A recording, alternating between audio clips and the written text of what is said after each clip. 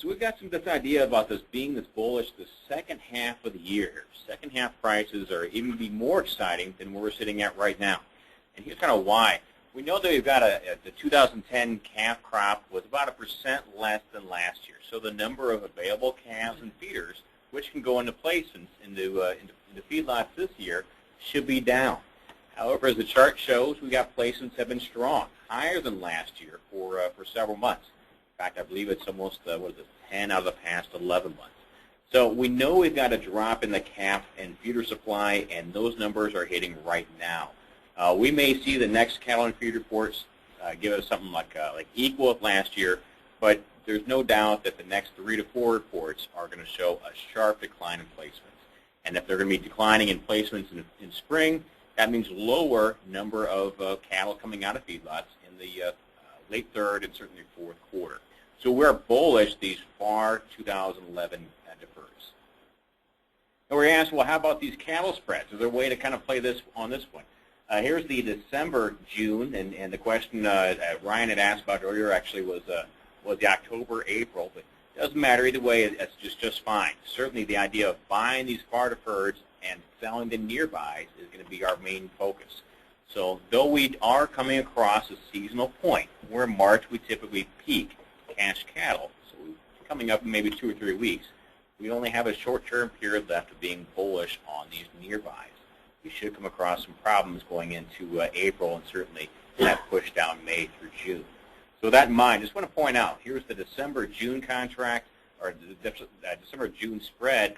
I'd be happy to buy this thing here at even right this 450 point right here, risk $1.50 from entry, and I think this could widen out as much as $10. So as much as a $10 premium, December over June.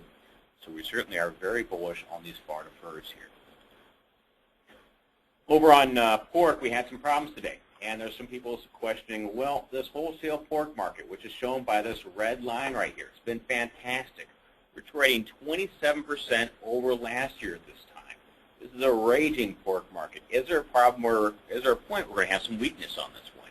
And we probably could have some weakness in the next couple of weeks. And here's why. Chicken.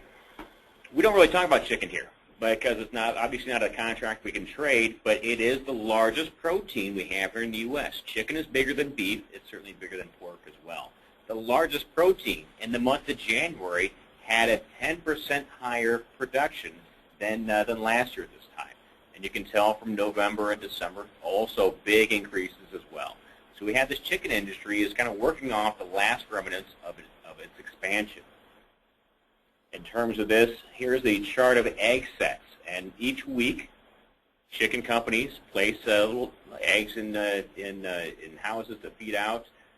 From egg set to slaughter, it's about a 10-week period, so about a 2.5-month delay. And you can tell here from the egg sets in October, they took a steep drop in early November. So these numbers that we're working on, actually we're finishing up right here and through January.